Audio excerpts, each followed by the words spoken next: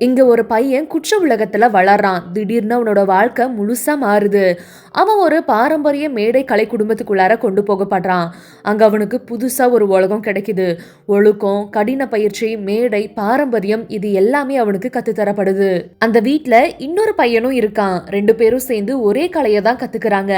வெளியில பார்க்க 2 பேரும் நண்பர்கள் மாதிரி தெரிஞ்சாலும் உள்ளுக்குள்ளார ஏகப்பட்ட போட்டி. யார் இதுல சிறந்த கலைஞராகுவான், யாரு மேடை ஏறுவான் அப்படின்னு. நாளுக்கு நாள் பயிற்சி ரொம்ப கஷ்டமாகிக்கிட்டே போகுது. அவங்களுக்கு பயங்கரமா உடல் வலியும் ஏற்படுது. சில நேரங்கள்ல மனசும் உடைஞ்சு போயிடுறாங்க. என்னதான் தளர்ந்து போனாலுமே கூட சில நேரங்கள்ல அந்த முழு கலைக்காகவும் அவங்கள தன்னைத்தானே அர்ப்பணிச்சிடுறாங்க. காலம் போக போக ஒருத்தன் அந்த கலையோட உச்சத்துக்கே போயிடுறான். எல்லாரும் சேர்ந்து இவனை பாராட்டுறாங்க. நாட்டோட பெருமையே இவன் தான் அப்படின்னு சொல்ற அளவுக்கு பயங்கரமா உயர்ந்துடுறான். ஆனா அவன் அந்த உயரத்துக்கு போறதுக்கு நிறைய விஷயங்களை இழக்க வேண்டியதா இருந்தது.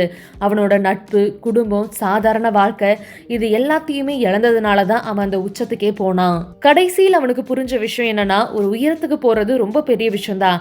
ஆனா அதுக்காக ஒருத்தன் தனிப்பட்ட வாழ்க்கையில இழக்க வேண்டியது நிறைய இருக்கு அப்படின்னு அவனுக்கு புரிஞ்சது.